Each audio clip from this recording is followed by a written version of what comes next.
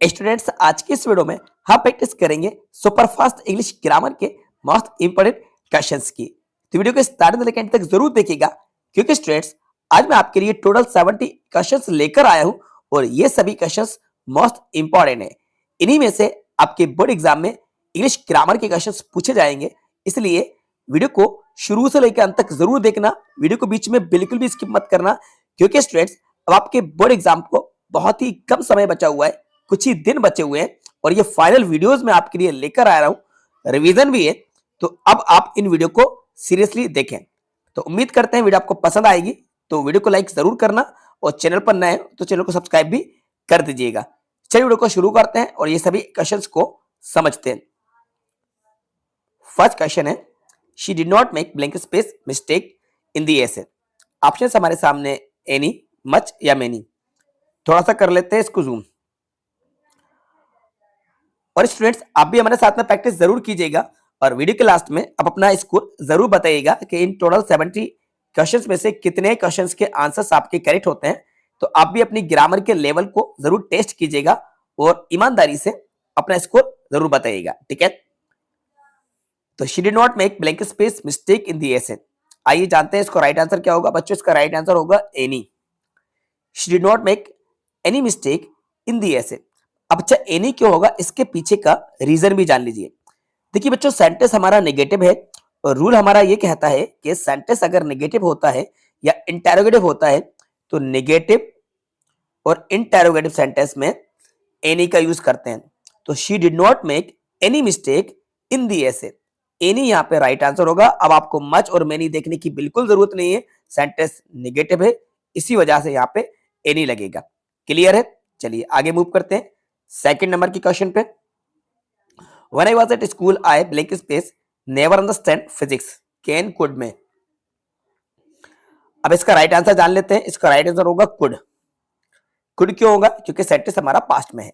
When I was मतलब कि था या थी। तो when I was at school, जब मैं स्कूल में था या फिर थी, I could never understand physics, यानी कि मैं कभी फिजिक्स नहीं समझ पाता था। तो यहाँ पे कुड का यूज करेंगे, बिकॉज कुड जो है ये कैन की सेकंड फॉर्म है। तो कैन का यूज होता है प्रेजेंट में और कुड का यूज होता है पास्ट में। अब पता कैसे चल रहा है कि सेंटेंस पास्ट में? ये वाज से समझ में आ रहा है। क्लियर है ना? इसलिए राइट आंसर होगा कुड। आगे मूव करते हैं नेक्स्ट क्वेश्चन की तरफ। थर्ड नंबर का क्वेश्चन है, a kid jump the running water in into by. Right answer होगा into. A kid jump into the running water. Movement के लिए हम इनटू का यूज करते हैं, तो जंप वर्ड यूज हो रहा है, इसलिए राइट आंसर होगा into. Where is book that I gave you yesterday. Article से क्वेश्चन पक्का आपके एग्जाम में आएगा, एंदा से क्वेश्चन जरूर आएगा आपके एग्जाम में। तो राइट आंसर इसका होगा the. Where is the book that I gave you yesterday. यहाँ पे उस बुक के बारे में बात चल रही है जिस बुक को मैंने आपको कल दिया था। तो यहाँ पे रिलेटिव प्रोनाउन दैट यूज हो रहा है, यानी कि कहीं ना कहीं इस बुक का रिलेशन बताया जा रहा है, स्पेसिफिक थिंग के बारे में बात की जा रही है, इसलिए यहाँ पे द लगेगा। तो where is the book that I give you yesterday. तो ये दैट से ये चीज क्लियर हो गई कि रिलेटिव प्रोनाउन दैट यूज हो रहा है, तो यहाँ पे हमें द का यूज करना है। उस बुक के बारे में बात चल रही है जिसे मैंने आपको कल दिया था, तो यहाँ पे द का यूज किया जाएगा। Where is the book that I give you yesterday, the right answer है। Would you like to have coffee. Polite request की जा रही है, सम का यूज करेंगे। Would you like to have some coffee. तो पोलाइट रिक्वेस्ट के लिए सम का यूज किया जाता है, याद रखिएगा यहाँ पे सम बिल्कुल करेक्ट आंसर होगा। They prefer milk tea than with to of. Right answer यहाँ पे टू होगा। प्रेफर के साथ टू का यूज किया जाता है, बस इतना आपको रूल याद रखना है। इसको आप नोट करना चाहें तो आप नोट भी कर लीजिएगा। They prefer milk to tea काफी ज्यादा इंपॉर्टेंट है, कई बार ये क्वेश्चन एग्जाम में आ चुका है, ठीक है। मेरे पास लास्ट 14 ईयर्स के बोर्ड एग्जाम के क्वेश्चन पेपर है, जिनके ऊपर ऑलरेडी मैंने एक वीडियो भी बना रखी है। अगर आपने उस वीडियो को देख रखा है तो आपको पता चल गया होगा कि प्रेफर से कितने क्वेश्चन एग्जाम में पूछे जा चुके हैं, ठीक है। तो बस आपको रूल इतना याद रखना है कि यहाँ पे टू यूज होता है प्रेफर के साथ। They prefer milk to tea, यानी कि वो टी से ज्यादा मिल्क को प्रेफर करते हैं, मिल्क को लाइक करते हैं। क्लियर? यहाँ पे देन नहीं आएगा। He work hard, he failed as soon as if though। Right answer दो होगा। दो ही वर्क हार्ड ही फेल्ड, हालांकि उसने कठिन परिश्रम किया फिर भी वे फेल हो गया। तो दो राइट आंसर होगा यहाँ पे, यद्यपि इसका मीनिंग निकलता है दो राइट आंसर है। Suresh is boy who has got a place in the merit list, right answer यहाँ पे द होगा। सुरेश इज द बॉय, क्योंकि यहाँ पे देखो हु रिलेटिव प्रोनाउन यूज हो रहा है, हु जिसका मतलब होता है जो। तो यहाँ पे सुरेश के बारे में बात चल रही है कि सुरेश वो लड़का है जिसने मेरिट लिस्ट में स्थान प्राप्त किया है, ठीक है। तो राइट आंसर यहाँ पे द आएगा, सुरेश इज द बॉय, तो यहाँ पे आपको द लगा देना है। There is life there is hope, तो as long as there is life there is hope, जब तक जिंदगी है तब तक आशा है यानी कि उम्मीद है। एज लॉन्ग एज यहाँ पे बिल्कुल राइट आंसर होगा। वर्क हार्ड लेस्ट यू फेल, तो बच्चों देखो लेस्ट है और लेस्ट के साथ यहाँ पे शुड का यूज किया जाता है, तो work hard लेस्ट you should fail, तो लेस्ट के साथ शुड का यूज होता है। ये भी कई बार एग्जाम में आ चुका है, तो 2025 में इसके भी आने के चांसेस काफी ज्यादा हैं। तो इस रूल को भी आप लिख लीजिए, कोई ट्रांसलेशन करने की जरूरत नहीं है, बिल्कुल इजी ट्रिक मैं आपको बता रहा हूँ। कहीं घुमा फिरा के मैं आपको इंग्लिश नहीं सिखाता हूँ, घुमा फिरा के मैं आपको ग्रामर नहीं पढ़ाता हूँ, बिल्कुल पॉइंट की बात करता हूँ, ठीक है। तो बस आपको इतना याद रखना है कि लेस्ट अगर आपके एग्जाम में है, मतलब क्वेश्चन में है, तो लेस्ट के साथ शुड आता है, सीधी बात, नो बकवास। तो लेस्ट अगर सेंटेंस में आ रहा है तो लेस्ट के साथ शुड आएगा, ठीक है। तो शुड राइट आंसर है। They have hardly knowledge of English, इसका भी राइट आंसर जान लीजिए, इसका राइट आंसर होगा एनी। अब कई स्टूडेंट्स यहाँ पे कंफ्यूज होते हैं और वो सम बताते हैं जो कि रॉन्ग है, सम नहीं आएगा। ऐसा क्यों?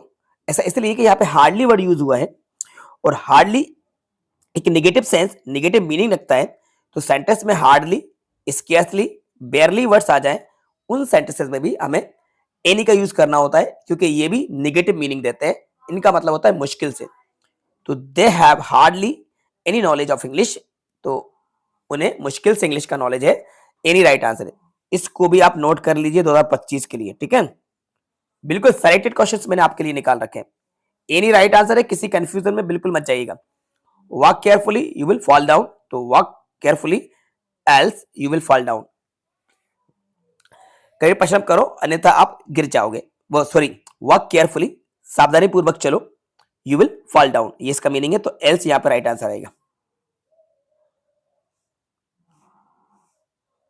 आगे आते हैं, आई एनीथिंग सिंस मॉर्निंग, तो I haven't eaten since morning, right answer होगा।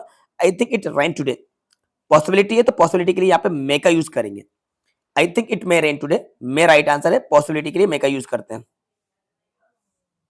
There are precious books in the library, तो there are some precious books in the library, positive sentence है और पॉजिटिव सेंटेंस में सम का यूज किया जाता है। तो there are some precious books in the library, some बिल्कुल करेक्ट आंसर है, ठीक है। Have you complaint against us, right answer any होगा। सेंटेंस इंटेरोगेटिव है और इंटेरोगेटिव सेंटेंस में एनी का यूज किया जाता है, तो यहाँ पे राइट आंसर होगा any. Anand is M in English, right answer होगा an, Anand is an M A. तो एम ए में ये जो एम है, एम आपको वाउल साउंड दे रहा है, तो जब भी किसी भी वर्ड के फर्स्ट लेटर का साउंड वाउल होता है तो हम वहां पे एन लगाते हैं, एन, ए साउंड है ना ए। तो इसमें भी आप इतना याद रखिएगा, आ से लेके आहा तक वाउल साउंड अगर किसी लेटर का आता है तो आप वहां पे एन लगाइएगा, और का से लेके ज्ञानी बाबा तक कोई कंसोनेंट साउंड आता है तो वहां पे ए लगाइएगा। The boy the bird, the boy catches the bird, present indefinite का सेंटेंस है, सब्जेक्ट यहाँ पे सिंगुलर है, तो the boy catches the bird, catches right answer है। We are going to play, to infinitive का यूज किया जाएगा, we are going to play a match today, to play. No sooner, ये नो सूनर के साथ then का use होता है, तो बस इतना याद रखिए, no sooner than, no sooner के साथ देन आता है, teacher than. I did not buy mangoes, negative sentence है तो नेगेटिव में एनी का यूज करेंगे। There is not water in the pool, तो यहाँ पे मच और मेनी लिख देते हैं, ऑप्शन में मेनी था, तो there is not much water in the pool, तो यहाँ पे ऑप्शन में मच और मेनी है, तो वाटर सिंगुलर अनकाउंटेबल नाउन है, इसलिए राइट आंसर यहाँ पे मच होगा। There is not much water in the pool, much right answer है। He is an American but his wife is European, के पहले ए राइट आंसर होगा, his wife is a European. बच्चों European में या साउंड आ रहा है, या चूंकि कंसोनेंट साउंड है, आपको यहाँ पे लेटर नहीं देखना है कि लेटर क्या है, लेटर का साउंड चेक करना है। यूरोपियन या से लिखा जाएगा, यूरोपियन, यूरोपियन, ठीक है। तो यहाँ पे आपको स्टार्टिंग का लेटर देखना है यूरोपियन, बाद के लेटर से कोई मतलब नहीं है, तो यूरोपियन आ रहा है, तो ए राइट आंसर है। मोहन ए में फिर आ गए तो एम में एन आता है। Every year 1000 of people die of cancer, काफी इंपॉर्टेंट है, डाई के साथ ऑफ का यूज किया जाता है, डाई या डाइट के साथ। तो यहाँ पे 2025 का इंपॉर्टेंट क्वेश्चन है, most important, die of. You have been playing here morning, morning के पहले सिंस का यूज किया जाएगा, सर्टेन टाइम के बिफोर सिंस का यूज करते हैं, so you have been playing here since morning, since correct answer है यहाँ पे। Swimming is a great exercise, great exercise consonant sound है। डाइट के साथ अभी मैंने आपको बताया ऑफ का यूज होता है, 2025 का मोस्ट इंपोर्टेंट क्वेश्चन है, डाइट ऑफ होता है, डाइट ऑफ। तो किसी बीमारी से किसी पर्सन की डेथ हो जाती है तो हम ऑफ का यूज करते हैं, और किसी डिसीज से अगर कोई पर्सन सफर होता है तो वहां पे फ्रॉम का यूज होता है, इसलिए तो लिखते हैं सफरिंग फ्रॉम फीवर, यहाँ पे ऑफ आएगा। काफी इंपॉर्टेंट क्वेश्चन है, a little knowledge is a dangerous thing, a little knowledge आएगा यहाँ पे। I have seen lot of places के पहले ए का यूज करेंगे, I have seen a lot of places consonant sound है। I take a cup of milk every morning when I was a small boy, तो right answer यहाँ पे क्या आएगा, यूज टू आएगा, पास्ट की हैबिट बताई जा रही है, यूज टू। एमबीबीएस के पहले एन का यूज करेंगे, पता है क्यों करेंगे, थोड़ा और जूम कर लेते हैं। He did not have milk, negative sentence है तो एनी का यूज करेंगे। हार्डली के साथ किसका यूज होता है, एनी, मैंने अभी आपको बताया। I am afraid of, afraid के साथ ऑफ का यूज किया जाएगा, इसको भी नोट कर लीजिएगा, अफ्रेड ऑफ, डरना यानी कि। Would you give me, polite request है तो सम का यूज करेंगे। Would you give me some books, I do not agree with you, बच्चों एग्री के साथ विथ का यूज होता है, तो I don't agree with you, तो एग्री के साथ विथ आता है। She has been studying since 4 o'clock, साढ़े टाइम के पहले सिंस का यूज करते हैं, since 4 o'clock। I am use to waiting in queues, अब यहाँ पे वेटिंग का यूज किया जाएगा बिकॉज एम के साथ यूज टू का यूज हो रहा है, और टू बी वर्ब के साथ अगर यूज टू आता है तो आईएनजी फॉर्म का यूज होता है, तो I am use to waiting, ये राइट आंसर है, और काफी इंपॉर्टेंट है, 2025 का मोस्ट इंपॉर्टेंट क्वेश्चन है। ठीक है, अब आगे आते हैं, I am use to waiting हो गया। You can write a pencil, तो you can write with a pencil, with का यूज करेंगे, you can write with a pencil. किसी चीज को होल्ड करके अगर हम वर्क करते हैं तो वहां पे हम विथ का यूज करते हैं, तो यू कैन राइट, यानी कि किसी भी टूल से, इंस्ट्रूमेंट से, वेपन से हम वर्क करते हैं तो विथ का यूज होता है, you can write with a pencil. He did not have milk, negative है, एनी, हार्डली के साथ any, 43। He is good at English, good के साथ एट का यूज होगा, ही इज गुड एट इंग्लिश। कई बच्चे यहाँ पे इन लगा के आते हैं जो कि रॉन्ग है, गुड इन नहीं होता, गुड एट होता है। बोलने में आपको अच्छा लगेगा, बोलने में आपको मे का साउंड सुनाई देगा, मे की आवाज आएगी कि वो इंग्लिश में अच्छा है, लेकिन गलत है। ग्रामर में यहाँ पे एट का यूज करेंगे, he is good at English. I am use to working at night, am के साथ यूज टू का यूज हो रहा है, टू बी वर्ब के साथ, तो यहाँ पे आईएनजी फॉर्म का यूज करेंगे। Iron is a useful metal, useful आपको या का साउंड दे रहा है इसलिए ए लगेगा। कॉटन इज इन इजिप्ट, तो यहाँ पे ग्रोन यूज होगा, ये पैसिव वॉइस है बच्चों, cotton is grown in Egypt, तो ये पैसिव वॉइस है, ये प्रेजेंट कंटिन्यूस का सेंटेंस नहीं है, ग्रोइंग नहीं आएगा क्योंकि कॉटन ऑब्जेक्ट है, सब्जेक्ट नहीं है। I am fond of music, fond के साथ ऑफ का यूज किया जाता है, तो I am fond of music. She cut her finger with a knife, अभी मैंने आपको बताया किसी चीज को होल्ड करके कोई वर्क करते हैं तो विथ का यूज होता है। I am satisfied with you, satisfied के साथ विथ का यूज होगा। You need not feel sorry for this पेटी मिस्टेक, 2025 का most important question. Mister David is a European, European में या का साउंड है, ए आएगा। ही इज आरजे, आरजे के पहले एन आएगा क्योंकि आर वाउल साउंड है तो इसलिए एन का यूज करेंगे। Hardly had the thief seen the police, he ran away, when, then, so, तो यहाँ पे व्हेन का यूज किया जाएगा क्योंकि हार्डली के साथ व्हेन लगता है।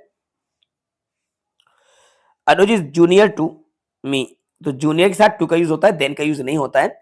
जूनियर, सीनियर, सुपीरियर, इन्फीरियर, इनके साथ हम टू का यूज करते हैं, तो अनुज इज जूनियर टू मी, तो टू का राइट आंसर टू है यहाँ पे। तो बच्चों आपको समझ में आ रही है ना, ये ग्रामर में आपको जो सिखा रहा हूं ये ग्रामर आपके एग्जाम से रिलेटेड है, और एग्जाम में इस तरह की ग्रामर आपके पूछी जाएगी, इसलिए अभी जो क्वेश्चंस रह गए उनको और समझ लीजिए, उसके बाद वीडियो को लाइक करना, शेयर करना, और चैनल पर नए तो चैनल को सब्सक्राइब कर देना। दो he is rich he set, तो दो he is rich yet set, दो के साथ येट का यूज होगा। His brother is good at mathematics, good के साथ एट का यूज होगा, at mathematics. The ball passed over his head, तो किसी के ऊपर से कोई चीज जाती है तो ओवर का यूज करते हैं। आई हैव स्पेयर बुक, तो I have no spare book, क्योंकि बुक सिंगुलर है, बाकी सभी के साथ प्लूरल नाउन आता है, तो नो राइट आंसर है। एम ए के पहले एन आएगा, पता है आपको क्यों आएगा। आई वॉज टेकिंग, तो यहाँ पे यूज टू राइट आंसर होगा, क्योंकि I N G use to के साथ लग जाती है अगर टू बी वर्ब के साथ आता है। No news is good news. The plate was passive voice है, तो यहाँ पे ब्रोकन आएगा, द प्लेट वॉज ब्रोकन, ये स्पेलिंग करेक्ट कर देता हूं मैं, यहाँ पे ब्रोकन कर लीजिएगा, ब्रोकन, ठीक है। साहिल केम टू माई हाउस, मी की जगह पे माई कर लेना, Sahil came to my house on foot. On foot मतलब होता है बच्चों पैदल चल के आना। शी इज एमबीबीएस के पहले एन का यूज करेंगे। French do not speak Hindi, तो यहाँ पे आएगा द फ्रेंच। फ्रेंच नेशनलिटी बताता है, तो the French do not speak Hindi. Mangoes are being bought, passive voice है, V3, will you lend me some money please, polite request है। He can write with either hand, वो किसी भी हाथ से लिख सकता है। There are some precious books in the library, और ये रहा आपका last question, the building was fallen, ठीक है। अब डू इज डाइटेड स्टार्ट हो जाएंगे, लेकिन डू इज डाइटेड के लिए मैं एक सेपरेट वीडियो लेकर आऊंगा, बाद में आपको डू इज डाइटेड सिखाऊंगा। नेक्स्ट पार्ट जो होगा वो हमारा डू इज डाइटेड होगा, यानी पार्ट 2 डू इज डाइटेड का है। ये पार्ट 1 था, जिसमें मैंने आपको टोटल 70 फिलअप्स को एक्सप्लेन करा दिया है। अब इस बात की गारंटी है कि आपके बोर्ड एग्जाम में जो 5 मार्क्स के फिलअप्स आएंगे, वो 5 मार्क्स आपके कहीं नहीं गए हैं, पक्के हो गए, आपकी मुट्ठी में हो गए। अगर आपने इनको अच्छे से समझ लिया है, समझ नहीं आया हो तो एक बार और आप वीडियो को प्ले करके देख सकते हैं। वीडियो की स्पीड आपको फास्ट लगी हो तो वीडियो को स्लो करके भी आप स्लो स्पीड में देख सकते हैं, और इन सभी को नोट कर लीजिएगा, ठीक है। ये पूरी ग्रामर का निचोड़ है। अब तक जितनी भी वीडियोस मैंने बनाई हैं, ग्रामर की जो भी वीडियोस बनाई है, उन सभी वीडियोस का ये निचोड़ है। यानी कि इस वीडियो में सभी क्वेश्चंस मैंने यहाँ पे डाल दिए हैं। पिछले बोर्ड एग्जाम्स में जो क्वेश्चन पूछे गए, मॉडल पेपर में आए, हाफ ईयरली, टर्मिनल, या जो भी क्वेश्चंस अब तक आए हुए हैं, उन सब का निचोड़ मैंने यहाँ पे डाल दिया, ठीक है। तो उम्मीद करते हैं वीडियो आपके लिए काफी ज्यादा हेल्पफुल रही होगी, और वीडियो आपको पसंद आई होगी तो वीडियो को लाइक जरूर कीजिएगा, अपने सारे दोस्तों के साथ ज्यादा से ज्यादा शेयर कीजिएगा, और चैनल पर नए हो तो चैनल को जरूर सब्सक्राइब कर देना, ठीक है। और लाइक और कमेंट्स करके जरूर बताना कि वीडियो आपको कैसी लग रही है, क्योंकि अब मैंने फाइनली हमारी जो प्रैक्टिस है उसको रीस्टार्ट कर दिया है। बीच में कुछ गैप हो गया था, अब एग्जाम तक रेगुलर वीडियोस आपके लिए लेकर आते रहेंगे। तो देखते रहिए, सीखते रहिए। Thanks for watching.